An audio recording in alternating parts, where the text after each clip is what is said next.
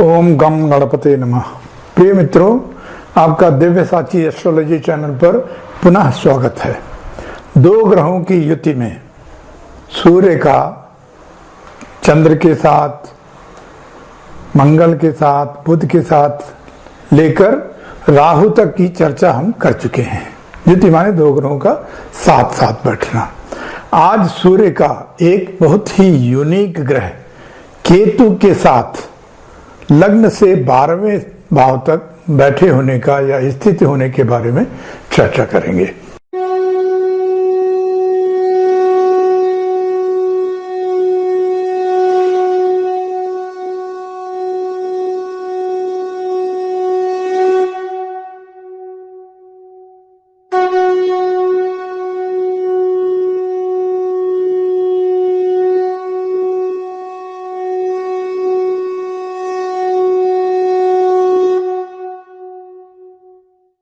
सूर्य आत्मा का कारक है, ग्रहों में राजा है। सूर्य से ही सारे जीवन चलते हैं, वो जीवनदायी है। सारे ग्रह उसके आसपास परिक्रमा करते हैं।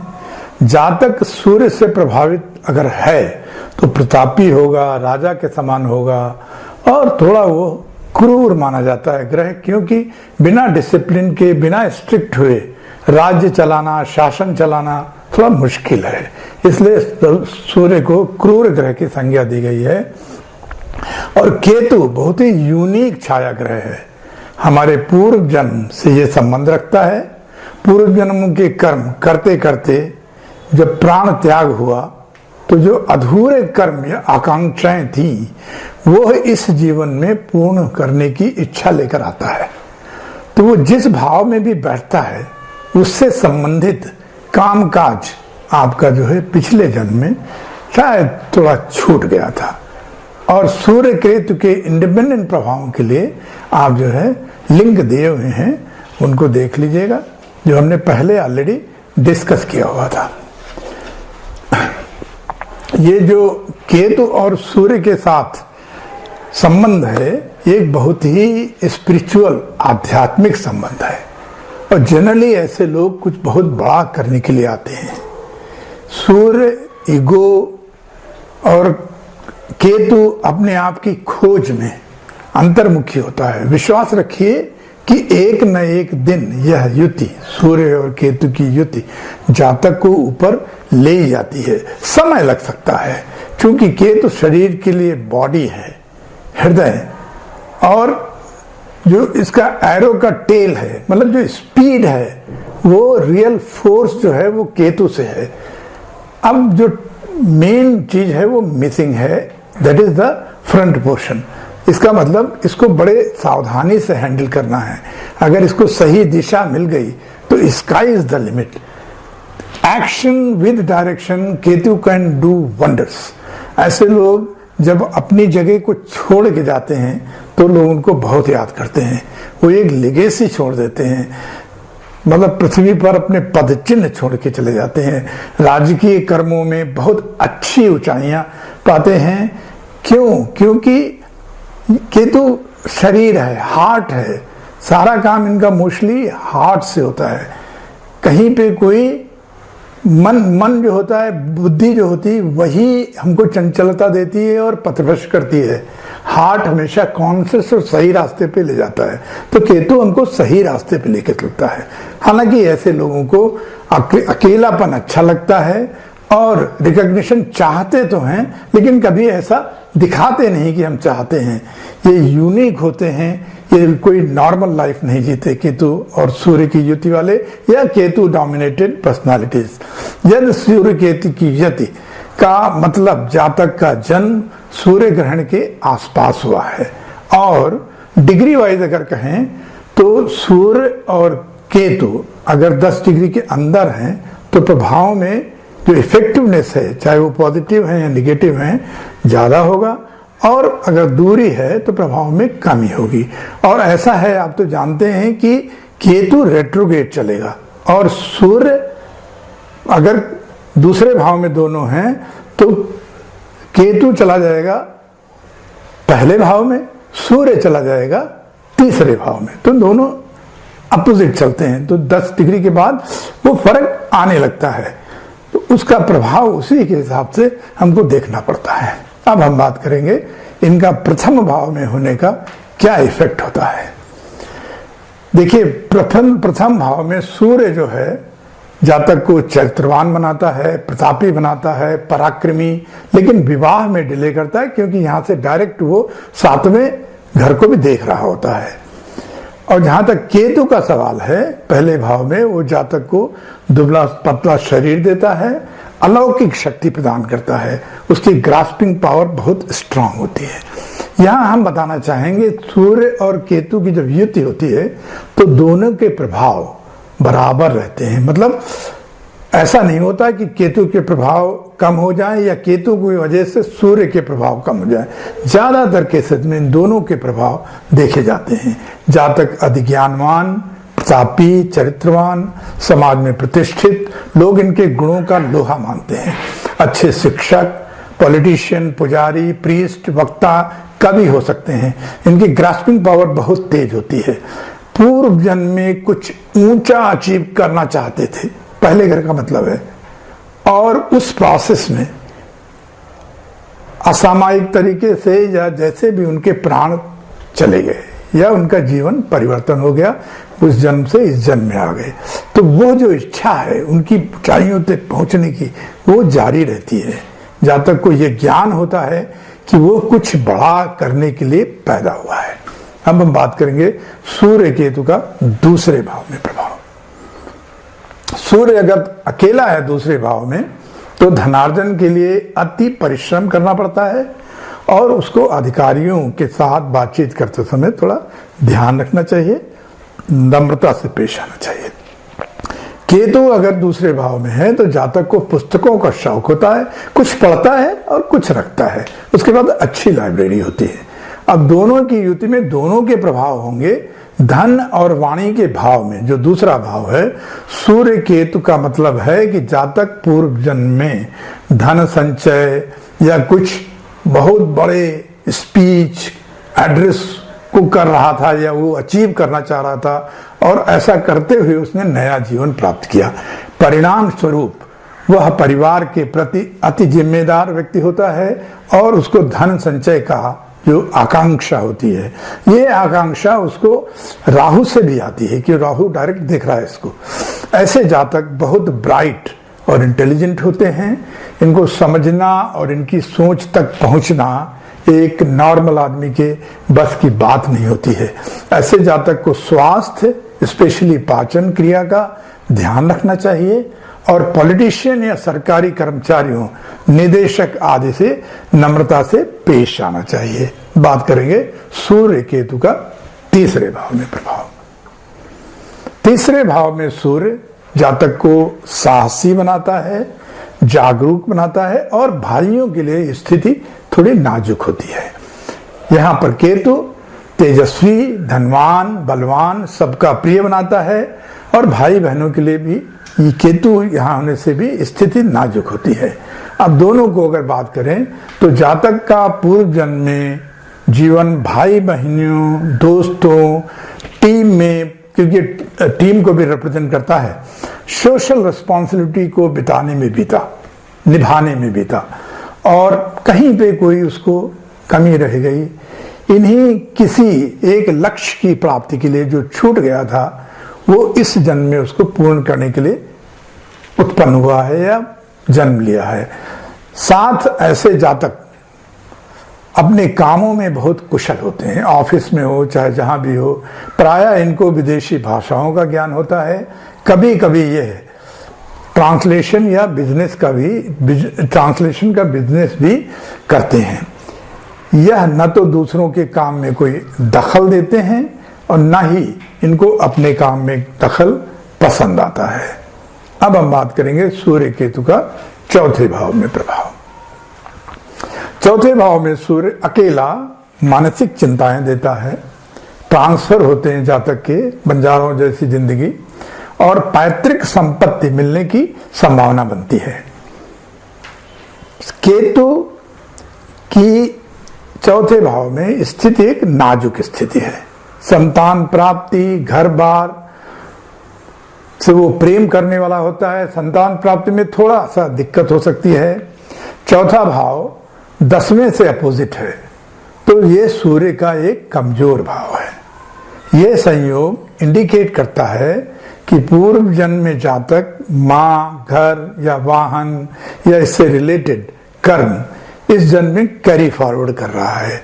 बहुत ही आलीशान घर बनाने की इच्छा होती है, माँ से प्रेम करने की, माँ की सेवा करने की, माँ की देखरेख करने की बराबर ये प्रोग्रेस करते हैं। नए जीवन में प्रवेश, इसी तरह कुछ बहुत अच्छी गाड़ी चला रहे होंगे या कुछ घर बनाने की इच्छा रही होगी या माँ के लिए कुछ करना चाह रहे होंगे, उस समय इनका जीवन नए जीवन में आ गया, तो इनके बारे में इनका ध्यान बराबर लगा रहता है। ऐसे जातक घर के लिए, माँ के लिए बराबर समर्पित रहते हैं और अंतर्मुखी होते हैं।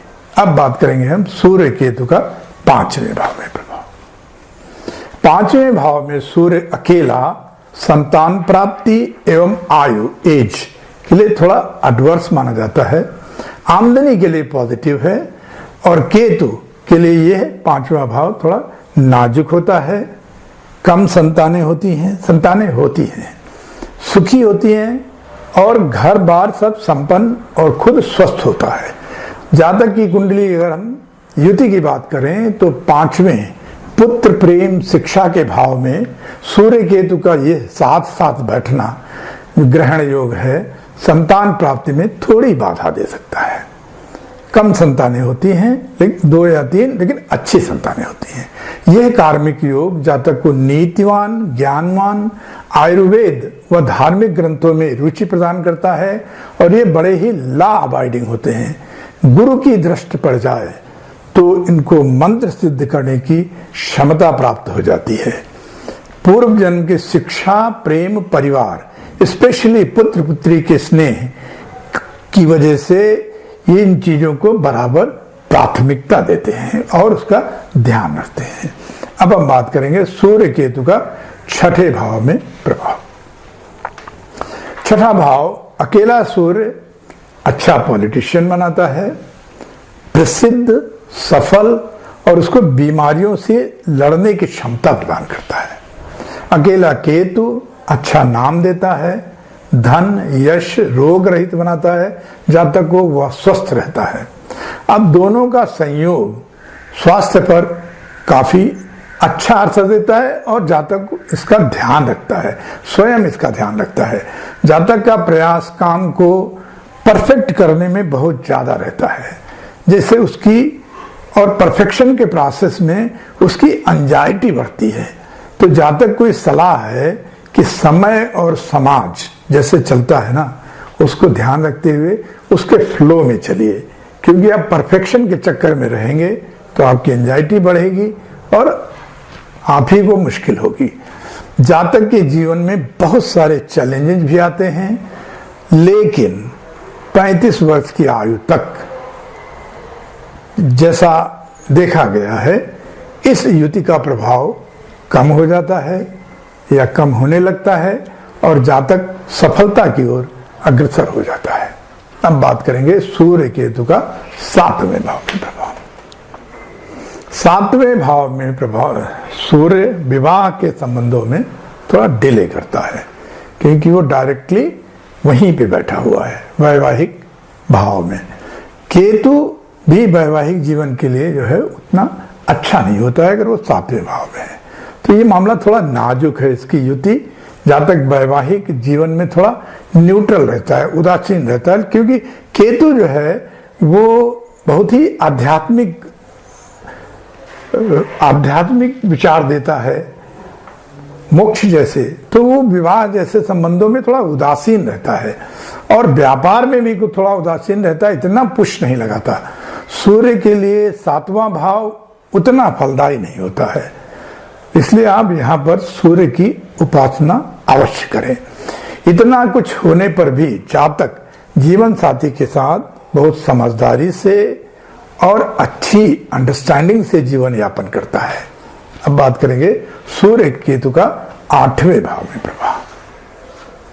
8वां भाव अकेला सूर्य जातक को प्रियदर्शी बनाता है, जातक अच्छा वक्ता होता है, उत्तम आयु, और अकेला केतु जातक के रिफ्लेक्सेस को थोड़ा कमजोर करता है उसको। लेकिन अच्छी बात यह है कि अकेला केतु जातक को घटनाओं के पूर्वाभास होने का एहसास रहता है उसको, कि इन दोनों की युति एक बहुत ही पावरफुल संयोग है।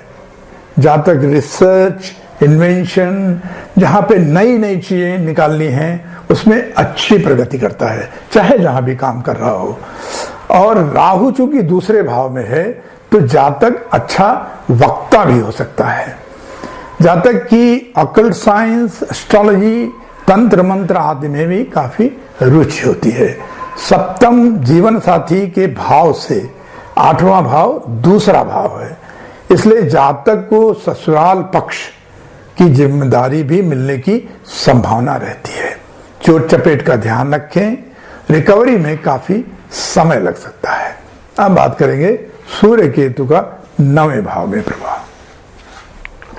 9वें भाव में सूर्य अकेला भाग्य में वृद्धि करता है, पैतृक संपत्ति मिलने की संभावना रहती है। केतु आध्यात्मिक वक्ता, डाउन ट्रॉडन की मदद करने वाला, मिस्टिक, थोड़ा बुक्स लिखने वाला, जैसे जो हैरी पॉटर टाइप की, और विदेश के संबंधों में भी उसके जो है अच्छे लाभ प्राप्त होते हैं।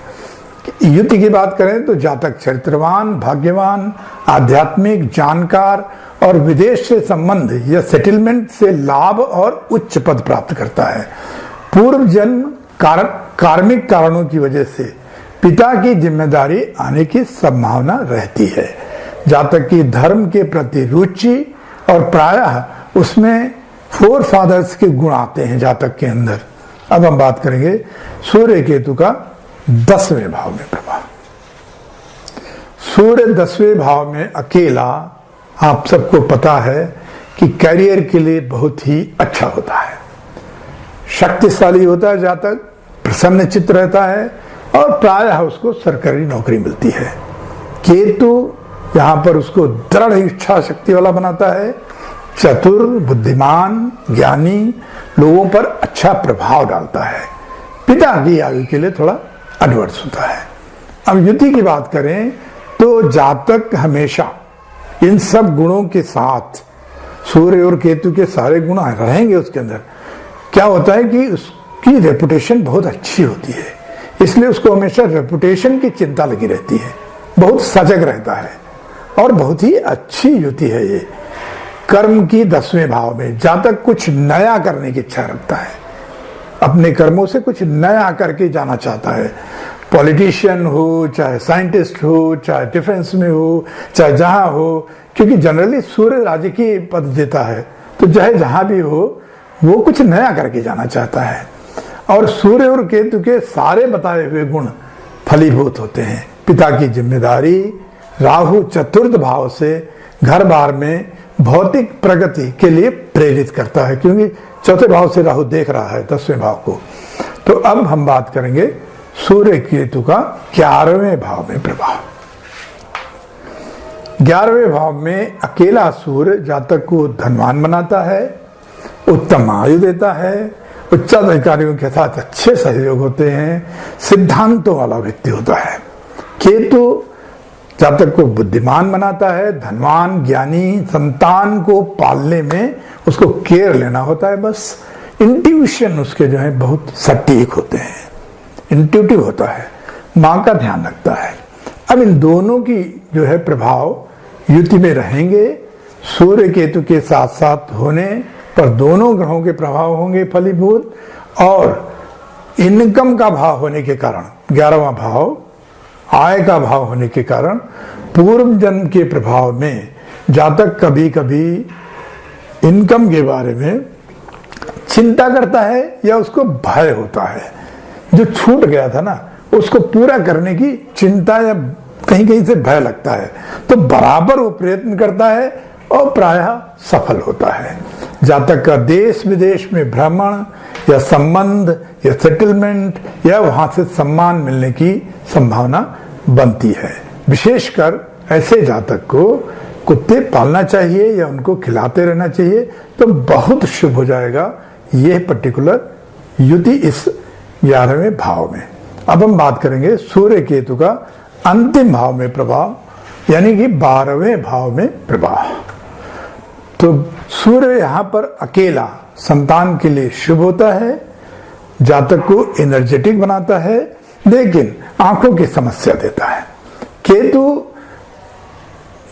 का यहां होने का मतलब है कि जातक अगर अपने कॉन्ट्रायंस के हिसाब से काम करे तो उसको मोक्ष निश्चित है, लेकिन लोग पब्लिक उसको गलत मार्ग पर चलने को प्रेरित करती है, इस बात का उसे ध्यान रखना होता है।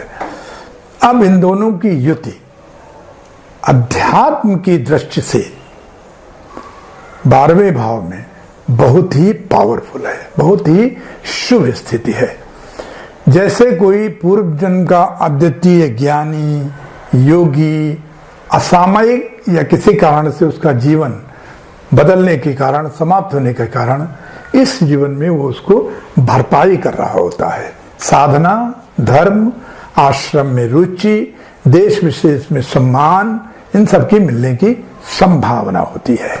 अब हम बात करेंगे कि अगर किन्हीं कारणों से सूर्य केतु की युति पर पाप ग्रहों का प्रभाव है या निगेटिव इफेक्ट्स महसूस हो रहे हैं, तो जातक को इनकी नकारात्मक प्रभाव को कैसे कम किया जाए।